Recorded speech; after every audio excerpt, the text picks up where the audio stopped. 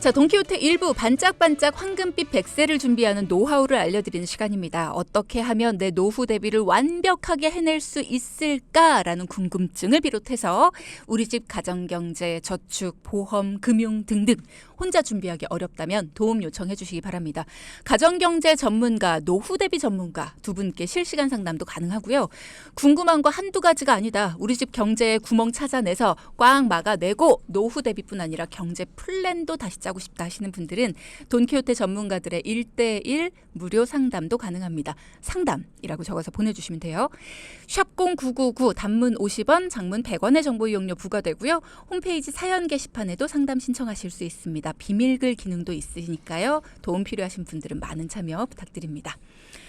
자, 그러면 매주 수요일 노후 대비에 힘써주시는 두 분, 이재현 전문가, 최재혜 전문가 인사 올립니다. 안녕하세요. 안녕하세요. 네, 안녕하세요. 네, 누구세요? 안녕하세요. 저는 네. 이재한입니다. 머니킹 이재한입니다. 네. 네, 저는 팅커벨 머니퀸 계속 최지혜입니다. 팅커벨 네. 하시는구나. 그럼요. 계속 끝까지. 팅커벨을 하시니까 계속 피터팬으로. 일관돼요. 그럼 다음 사람이. 주에부터 피터팬으로 돌아오겠습니다. 다음 주에부터는 뭐예요? 아니 근데 저 막 오프닝 나는 하고 법을 있는데 카메라 보면서 뭐 하시는 거예요, 이지한 전문가님? 아, 문자 많이 보내주시라고. 문자 많이 보내주시라고. 문자 많이 보내주세요. 아. 이렇게 해서. 두 분이 참 카메라를 좋아하시더라고요. 감사합니다. 자, 오늘 두 분 어떤 감동, 이야기 감동. 가져오셨습니까? 네, 이제 저희가 청취자분들을 실제로 만나서 이야기를 나누다 보면 이게 저희가 생각하는 것보다 사소한 것들을 궁금해하시는 분들이 되게 많아요. 그래서 오늘은 연금 준비 초급반이라고 생각하고 Q&A 시간을 준비해봤습니다. 맞아요, 저 초급반이에요. 네, 우리 네. 모두가 다 어려워요. 사실, 네.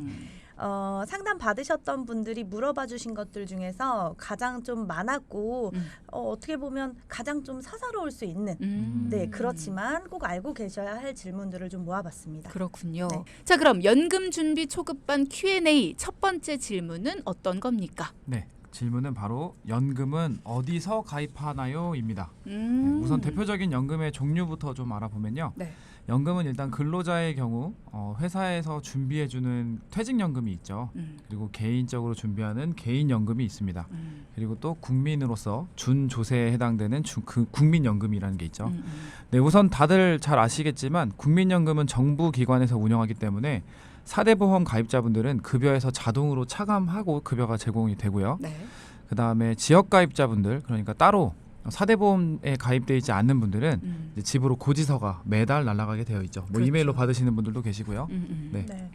근데 그럼에도 불구하고 이제 좀 20대나 사회 초년생 분들은 대부분 이런 것들이 좀 생소하실 거예요. 연금 그렇죠. 이런 거.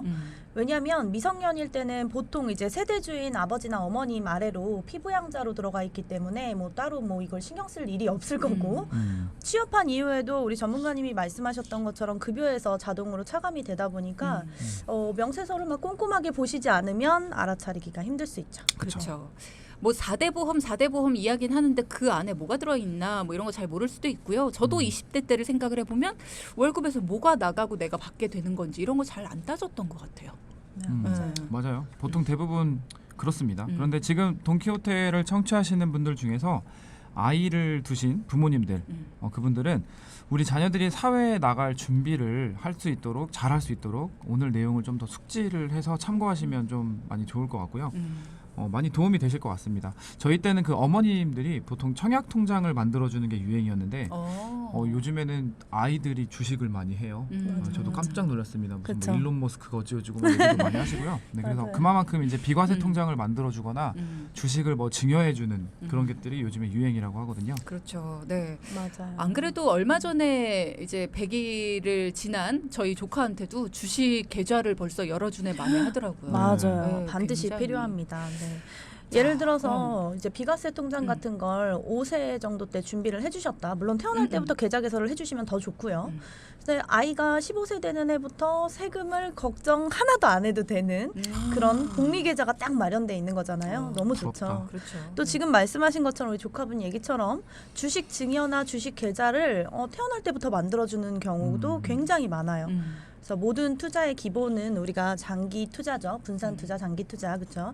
그러다 보니까 장기간의 상위 종목 이미 좀 안정적인 종목들의 주식 투자는 이제 어떤 뭐 예금이라든지 적금이라든지 이런 것보다도 더 안전하고 또 높은 수익률을 기대할 수 있습니다. 네. 그렇다 보니까 태어날 때부터 매달 꾸준히 이렇게 뭐 한 주, 두 주 이렇게 사주시면 아이가 대학교 갈 때쯤에는 자연스럽게 올바른 투자 방법도 익히게 되고요. 그리고 또 든든한 시드머니가 딱 있는 거잖아요. 그렇죠. 어머님이 마련해 주신 맞아요. 최고의 부모님이 되시는 거죠.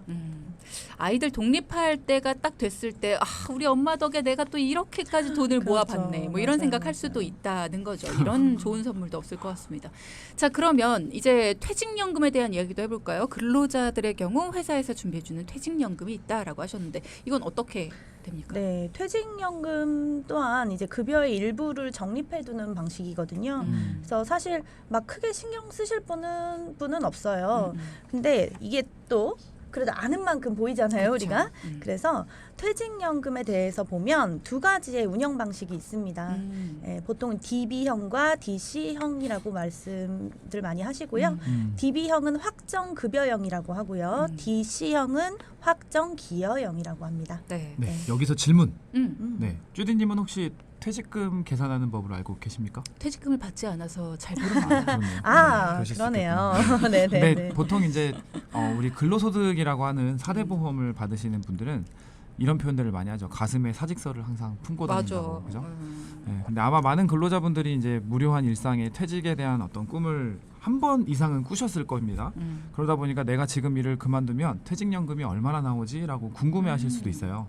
그분들을 위해서 좀 알려드리자면 그런 생각이 딱 들었을 때 일단 어떤 부류들 후에 알려드리겠지만 어떤 부류들은 일단 3개월 직전 3개월의 평균 월급을 한번 계산 한번 해보세요. 그 평균 월급의 근속 연수를 곱하게 되면 그 퇴직연금이 어느 정도 계산이 가늠이 될 텐데 그게 DB형입니다. 그래서 DB 확정급여형을 받으시는 분들은 직전 3개월 평균 연금, 평균 월급 이거를 생각해 주시면 되세요. 그렇군요. 네. 네. 네.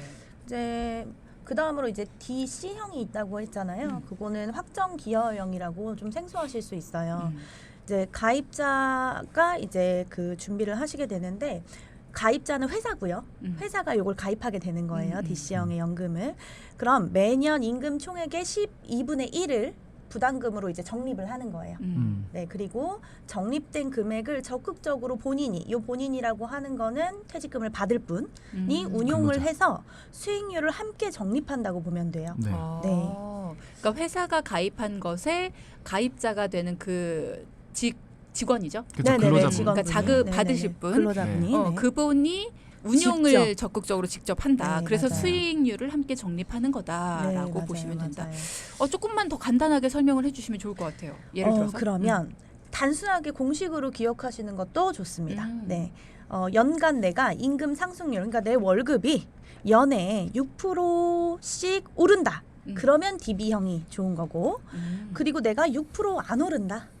그게 좀 침체되어 있다라고 하신다면 DC형이 좋은 거죠. 왜 6%예요? 다른 것도 아니고 6%가 기준이 된 이유. 다양한 그런 것들이 있는데 임금 상승률이 6%는 되어야 운영 수익보다 더 큰 퇴직금을 받아요. 그러니까 무슨 얘기냐면 DB형은 직전 급여가 높아야 평균 금액이 높게 나오니까 퇴직금을 많이 받잖아요. 그거에 근속연수를 곱하니까. 근데 DC형 같은 경우에는 내가 운용 수익을 잘해야 되는데 그 운용 수익률이 물가 상승률보다도 못해요. 그럼 되겠어요? 안 되죠. 되는 거죠. 당연히. 그렇기 때문에 내가 임금 상승률이 6%가 넘는다. 임금 상승률이 6%가 넘으면 DB형으로 유지를 하는 게 낫고 내가 그만큼이 안 된다라고 하면 그냥 DC형으로 가지고 계시는 게 좋죠. 그렇군요. 네네.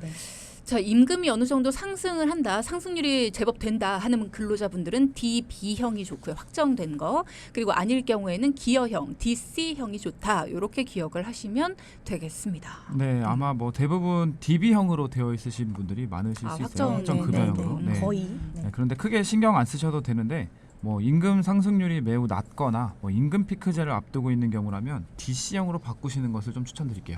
DB형이던 걸 DC형으로 바꿀 수도 있군요. 네. 임금 피크제에 대한 설명도 부탁드려요. 그 임금 피크제는 이제 일본에서 먼저 도입이 되었는데요. 임금 제도 중에 하나예요. 결과적으로는. 근데 이 고령화가 이제 계속적으로 진행이 되면서 고용 기간의 어떤 연장이 이제 그렇죠. 불가피해졌죠. 그래서 그럼으로 인해서 만들어진 것이 이제 이 제도인데 정년퇴직이랑 임금 삭감을 교환하는 것이라고 보면 될 것 같습니다. 그러니까 쉽게 말하면 회사에서 정년까지 일을 할 수 있도록 해주는 대신 임금을 좀 낮추는 거죠.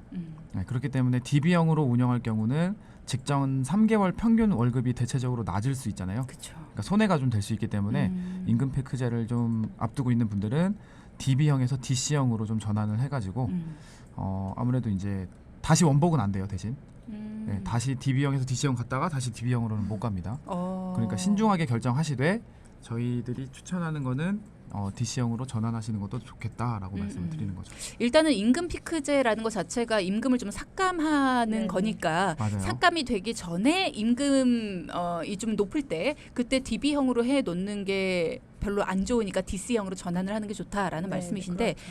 방금 이지한 전문가님 말씀하신 것처럼 DB형에서 DC형으로 전환을 했다가 다시 DB형으로 전환이 안 된다. 왜요? 네. 뭐 이유는 금감원에서 정한 거니까. 그런데 DB에서 DC형으로 전환은 가능은 해요. 한 번은.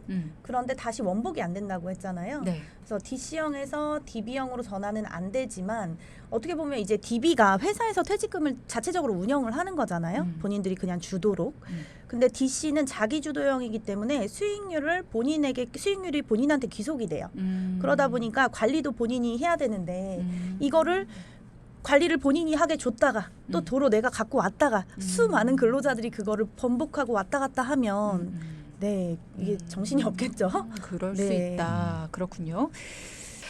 앞서 퇴직연금에 관해서 이야기를 나눠봤고요. DC형, DB형 이런 거 굉장히 헷갈린다 하시는 분들 많으셨는데 이제 좀 정리가 되지 않았을까라는 생각이 듭니다. 대부분의 기업들에서는 DB형으로 되어 있어서 크게 신경을 안 쓰셔도 되지만 만약에 임금이 앞으로 조금 삭감이 될 가능성이 있는 임금 피크제를 앞두고 있거나 아니면 임금 상승률이 그리 높지 않다, 별로 없다라고 하신다면 DC형으로 바꾸는 걸 추천해 드립니다라는 이야기까지 해주셨어요. 자, 퇴직연금 관련해서 꿀팁 또 뭐가 있습니까, 전문가님? 일단 연말정산을 하죠. 우리가 그 근로소득자분들은 연말정산을 이제 딱 연말쯤에 하게 되시는데 네. 세액공제 한도를 높일 수 있는 방법인데요. 이제 그 IRP 상품을 통해서 진행을 하실 수 있습니다. 그 IRP는 은행에서도 가입이 되고요. 증권사에서도 가입을 하실 수 있는데 은행에서 가입하시게 되면 예금 또는 펀드를 혼합해서 하실 수 있지만 증권사를 통해 가입하시면 펀드로만 할 수 있다라는 거, 운용을 할 수 있다라는 거 잘 기억해 두시면 되겠습니다. 여기서 주의하셔야 할 두 가지가 좀 있는데요. 네. 첫째는 DB형을 유지를 해도 퇴직 급여액이 감소하지 않도록 퇴직급여 산정 기준을 마련하는 사업장이 있어요. 그러니까 뭐냐면, 우리가 DC형으로 하면은요, 말씀드린 것처럼 이렇게 수익률에 따라서 움직이지만 DB형은 만약에 내가 나중에 퇴직금이 삭감돼 임금 피크제가 도입이 돼 운영을 하다가 DB로 운영을 하다가 그랬을 때는 퇴직금이 감소되는 거잖아요. 그렇죠. 그걸 감소하지 않도록 별도의 산정 기준을 마련하는 사업장이 있어요. 보장을 해주겠다 하는 거죠. 그래서 반드시 본인이 뭐 어떻게 전환을 하고 싶다거나 하실 때는 퇴직연금 규약을 확인을 해보셔야 돼요. 우리 회사는 어떻게 돼 있나? 나한테 보장해줄지 약속을 해주는 회사인지 안 해주는 회사인지가 있어요. 약속 안 해주면 나쁜. 그렇죠. 속상하다. 회사에 근데 어떻게 보면 또 운영되는 어떤 자산 규모라든지 여러 가지들이 반영이 되는 부분이니까요. 한번 확인해 보시고 하면 되고 또 두 번째로 주의를 좀 해주셔야 될 건 DC로 운영을 하다가 해약을 하시거나 퇴직연금 잔액이 없어지잖아요. 그러면 또 DB로 바꿀 수도 있어요. 왜냐하면 DB는 중도 인출이 안 되는데 DC는 중도 인출도 되고 금액을 다 쓰실 수도 있어요. 필요하시면. 그러니까 그 금액이 다 없어지면 바꾸실 수 있어요. 다시 DB로. 다시 신청하는 거예요. 하실 수 있으니까 그 부분은 기억해 두시면 되고 또 이외에도 사실 퇴직연금은 되게 다양한 정보들이 있어요. 그래서 나중에 좋은 기회 만들어서 집중적으로 좀 다루는 시간을 마련해 보겠습니다. 네. 네. 일단은 퇴직연금 내가 얼마를 받게 되나 이런 거 따져볼 수 있는 건가에 대한 의문만 가지고 계셨던 분들도 많으실 텐데 가능하다라는 거. DB형은 확정 급여형, DC형은 확정 기여형 해서 두 가지로 운영 방식이 나뉘는데 연간 임금 상승률이 6%를 기준으로 6%보다 높다라고 한다면 DB형이 좋고요. 6%까지 안 올라간다라고 하신다면 DC형이 좋다라는 거. 그래서 임금이 삭감되는 임금 피크제를 앞두고 있는 경우라면 DC형이 좋다라는 거 다시 한번 말씀을 드리고요. 그리고 또 연말정산을 할 때 세액공제 한도를 높일 수 있는 IRP는 은행에서도 가입이 가능하고 그리고 증권사에서도 가능한데 은행에서는 예금 또는 펀드를 혼합해서 가입이 가능하다라는 이야기까지 짧은 시간 동안 많은 걸 배웠습니다. 자 그러면 방금 이제 우리가 정리한 내용은 연금은 어디서 가입하나요? 라는 첫 번째 질문에 대한 답변이었어요. 네.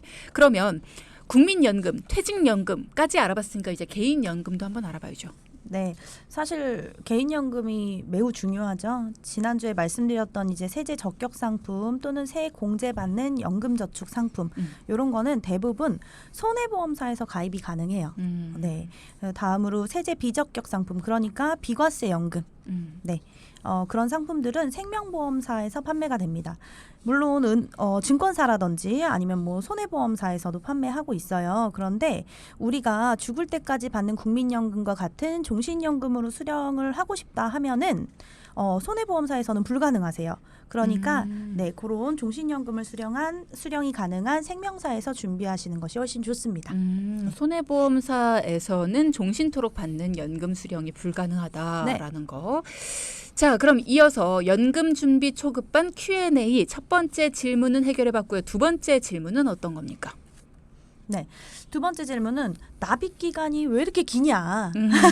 정말 많으세요. 맞아요. 네, 보통 국민연금은 소득이 있는 순간부터 은퇴할 때까지 계속 납입하시잖아요. 그런데 연금이란 게 제2의 인생을 위한 생활비를 준비하는 거거든요. 네. 근데 우리는 60세부터 제2의 인생을 최소 30년 이상 살아야 됩니다. 그러면 1, 2년, 2, 3년 저축한 돈으로 생활비를 어떻게 30년씩 받아 쓰나요? 그렇죠? 그죠. 네, 그건 빠듯합니다. 네. 그렇죠. 그래서 30년 쓸 돈을 모은다는 그 생각으로 조급하지 않게 차근차근 이제 준비를 해야 되는데 이게 뭐 사실 상대적으로 납입 기간이 길다라고 생각할 수밖에 없습니다. 뭐 예를 들면 뭐 한 가지 질문 드려보면 10년 동안 똑같은 어떤 한 가지 행동을 오래 해보신 적 있으세요? 꾸준하게? 10년 동안. 네. 전 해본 것 같아요. 20년 동안요? 저도 제 습관이 왜 사람들마다 저도? 습관이라는 게 있잖아요. 습관 요정이에요. 일기를 뭐 예를 들면 10년 동안 써보신 적 있으세요? 아니 뭐 네. 그런 것까지는 아니지만 그러세요? 어쨌든 뭔가가 뭐 있긴 합니다. 쉽지 그렇구나. 않죠? 쉽지는 않습니다. 네네. 어쨌든 네. 어려워요. 그렇죠. 네, 어려운데 어쨌든 저희들이 상담을 하다 보면 이렇게 좀 많이 이야기 듣는 게 왜 이렇게 기냐 이런 말들을 하시는데 근데 또 반대로 상담을 또 하다 보면 어떤 분들은 벌써 납입 기간이 이렇게 더 지났나요? 이렇게 말씀하시는 분들도 계세요. 그래서 시작하실 때는 언제 끝나나 싶지만 막상 시작이 반이라고 하잖아요. 그래서 시작을 하고 나면 시간은 빨리 갑니다. 아, 이재현 정말. 전문가님이 무슨 말씀을 저렇게 길게 하나 했더니 결국 지나고 나면 금방이다. 이 얘기 한마디를 하시기 위해서 답정 넣어. 그러니까 그냥 빨리 해라. 뭐 이렇게 중요한 얘기를 하시는 거지 했더니 네. 그런 말씀이셨군요. 어느덧.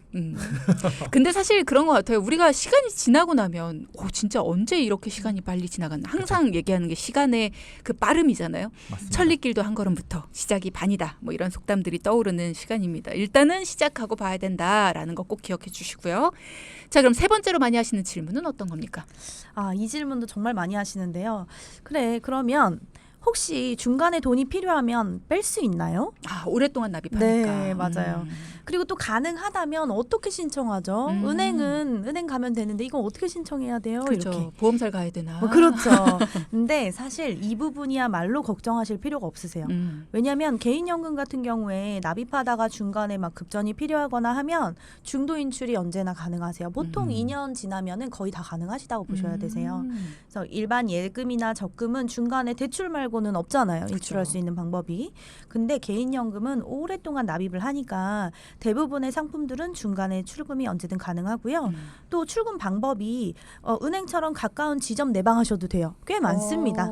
거의 뭐 수원 거주하신다면 수원에 있고요. 인천 거주하신다면 인천에 다 있어요. 그래서 그렇게 신분증만 가지고 내방하셔도 되고 또는 은행처럼 간단하게 앱에 로그인하셔서 휴대폰 인증만 하시면 수수료도 없습니다.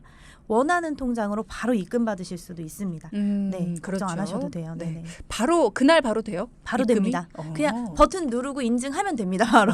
네. 뭔가 좀 띠리링. 쉬우면서도 이거 너무 쉽게 돼 있는 거 아니야라는 생각이 좀 들기도 하네요. 그쵸? 인증서가 필요합니다. 공인 인증서나 핸드폰 인증을 하셔야 합니다. 그렇군요. 네, 네. 그러면 중도에 내가 필요해서 한 200만 원, 300만 원 꺼내서 썼어요. 네. 그럼 이거를 다시 채워 넣어야 내 연금액에 손해가 없을 거 아니에요. 연금은 오랫동안 굴려야 되는데 중간에 뺀 거니까. 그럼 네. 이거를 다시 집어 넣을 수도 있는 거죠. 근데 그게 추가 납입으로 돼요. 그러니까 어떻게 돼요? 저 수수료가 없죠. 좋죠. 사업비도 없고 좋죠. 대신 중도 납입 인출도 기간 수수료가 동안만 가능하세요. 아, 네. 그러면 맞아요. 중도 인출 할 만하네요. 그럼요. 필요할 때는 쓸 수 있는 거죠. 그래서 연금 가입하실 네. 때 부담 없이 기간을 좀 길게 가입하시기를 권해드립니다. 뺏을 수 있으니까. 네. 그러네요. 네. 기간이 길어서 부담이 된다라고 생각하시는 분들도 많지만 납입하는 기간 동안에는 출금도 자유롭게 되고 또 비과세까지 되기 때문에 이자를 많이 받을 수 있어요. 그러면 준비하지 않을 이유가 없죠. 그럼요. 그렇죠. 그래서 처음 생소하셔서 그렇지 막상 5년 이상 유지해 보신 분들은 이 돈 쌓이는 재미가 좀 넘치기 때문에 추가 가입을 원하시는 분들도 많습니다. 근데 일반적으로 은행에서 예적금을 드시는 분들은 1년을 모으고 여행을 가거나 또는 1년을 모아서 뭐 명품 백 같은 뭐 이런 명품 백이요? 명품 백 같은 네, 아무튼 백뭐 좀 그래 보이는데 아무튼 뭐 이걸 사신다거나 뭐 이런 어떤 단기성 저축을 하시는데 이런 형태를 보통 세로 저축이라는 전문 네. 용어를 씁니다. 세로 저축. 네, 근데 만기가 되면 매번 처음부터 이제 다시 시작해야 되기 때문에 뭐 막상 10년이 지나도 모은 돈이 얼마 없다. 왜냐하면 썼기 때문에 이런 경우들이 대부분인데요. 하지만 이제 최근에 금리가 많이 하락하고 그렇게 되면서 저축의 형태가 이제 가로저축이라는 걸로 바뀌었어요. 가로저축은 이제 한 가지 목적만을 위해서 이제 저축을 하는 개념이 아니라 여러 가지 목적을 이제 내가 원하는 그 저축액을 저축하고자 하는 그 총 돈을 여러 가지 목적으로 나누어서 모아가기 때문에 다양한 목적으로 이제 모을 수도 있고요. 필요할 때는 뭐 그 중에 일부 몇 개만 이렇게 사용해가지고 쓰실 수도 있기 때문에 여전히 계속 유지가 되고 있는 그 상품들은 계속적인 이자가 발생할 수 있겠죠. 그래서 더 많은 이자를 또 받게 됩니다. 그래서 일반적으로 가로저축이란 중도에 해지를 하지 않으면서 10년 이상의 중장기 저축을 하실 수 있는 분들은 가로저축을 하시는 게 더 좋겠죠. 세로 저축이라는 거 단기적인 목표를 가지고 목표에 달성되면 다시 처음부터 시작. 그렇죠. 목표 달성되면 처음부터 시작. 요런 저축을 세로 저축이라고 하고 가로 저축은 10년 이상 이렇게 돈을 중간에 빼서 쓸 일 없이 그거를 해약할 필요 없이 계속해서 유지할 수 있는 분들은 가로 저축이 더 좋다. 가로 저축을 하게 될 경우에는 내가 너무 많은 돈이 오랫동안 묶여 있는 거 아니야? 라고 생각하셨다면 중간에 이렇게 급전이 필요할 때는 빼서 쓸 수 있고 그게 또 휴대폰 어플로도 간편하게 된다라고 하니까 그런 걱정은 접어두셔도 괜찮을 것 같습니다. 네. 그리고 또 납입을 하시다가 뭐 직장을 그만두셨다든지 아니면 병에 걸려서 치료를 받으신다든지 납입을 못할 상황들도 있잖아요. 그렇죠. 그러면 납입 중지도 하실 수 있으세요. 일반적으로는 한 2년까지는 납입을 안 해도 돼요. 네, 그렇게 신청을 하시면 이런 것도 가능하니까 잘 활용하시면 뭐 문제 없이 10년은 불입하실 수 있습니다. 그럼 10년 동안 납입해야 된다. 중간에 2년을 쉬었으면 12년이 되겠네요. 총 맞습니다. 기간이. 기간은 늘어납니다. 그렇군요. 자, 연금이라고 생각하면 왠지 부담스러워서 나중에 준비해보는 게 좋겠다. 나 지금은 너무 좀 그래 상황이 뭐 이렇게 생각하셨던 분들 어떻게 보면 예적금보다도 부담 없이 준비할 수 있겠다는 생각이 들어요. 예적금은 한 번 깨면 끝이니까. 맞아요. 그래서 아까 우리 전문가 이재한 전문가님께서 말씀하신 것처럼 이 비과세 연금저축은 한 번도 안 난 사람은 있으세요. 그런 분들은. 근데 한 번 하시면 이 돈 모으는 재미가 쏠쏠하기 때문에 한 번만 하지 않습니다. 하나씩 두 개씩 더 알아봐요. 네. 비과세 연금저축이 돈키호테랑 비슷하네요. 돈키호테도 안 들으신 분들은 있을지 몰라도 한 번만 듣는 분들은 없거든요. 훌륭하십니다. 역시. 역시. 나 퇴근할래. 역시. 나 오늘 할 거 다 한 것 같아. 네. 자, 오늘 비과세 연금저축에 대해서 이야기를 해주시면서 전문가분들이 그만큼 좋다. 하나만 가입하는 경우가 없을 정도로 한 번 해보고 나면 하나 더 할까? 한 번 더 해볼까? 이렇게 생각하시는 분들이 많을 정도로 굉장히 좋다. 장점을 모아서 만든 게 아닐까라는 생각도 듭니다.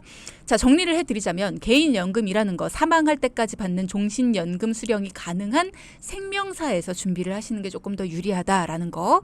그리고 연금은 제2의 인생을 위한 생활비라고 볼 수 있잖아요. 그렇기 때문에 납입 기간을 길게 가져갈 수밖에 없고 그 긴 기간이 좀 부담스럽다 하시는 분들께도 방법을 알려드렸어요. 중도 인도 인출 또 납입 중지라는 제도가 있기 때문에 부담 갖지 말고 그리고 또 조금 급하다 하실 때 함부로 이걸 깨지 말고 상황에 맞게 잘 활용해서 오래 유지하는 게 좋다라는 이야기를 해주셨습니다. 자 지금까지 정리왕. 정리를 막 공부 엄청 잘하셨을 것 같은데. 공부요? 네. 열심히 했으면 잘했을 텐데. 자 지금까지 근로소득자분들의 퇴직연금 종류와 가입 방법 그리고 비과세 상품의 종류와 가입 방법 뭐 다 알아봤는데요. 이 질문 말고도 나는 궁금한 게 있는데 오늘 안 나왔네 하는 게 있으시다면 또 내 연금 세금 혜택을 어떻게 받는지 확인하고 싶다. 내가 잘 들고 있는지도 궁금하다 하시는 분들은 직접 물어보실 수도 있습니다. 전문가와의 상담 1대1 상담을 무료로 받으실 수 있고요. 샵 0999 단문 50원 장문 100원의 유료 문자창 열려 있습니다. 자 그러면 두 분 오늘의 포인트를 한번 짚어보도록 할까요? 첫째, 퇴직연금. 나에게 맞는 상품으로 준비되어 있는지 확인해보자. 둘째, 시작이 반. 세로 저축은 이제 그만. 비과세 연금 저축으로 똑똑하게 준비하자. 오늘 대본을 최재 전문가께서 네, 제가 요 포인트를 최재 전문가가 짚어주셨군요. 네. 네, 굉장히 어색했어요.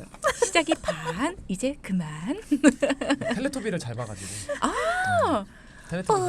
이거요? 맞아요. 이제 그만. 자, 방송 중에 상담해 드리는 내용은요. 청취자 여러분의 올바른 투자 판단을 위해 참고로 드리는 말씀입니다. 금융상품 가입이나 해지 같은 판단은요. 스스로의 책임으로 결정하셔야 한다는 점 꼭 기억해 주시기 바랍니다.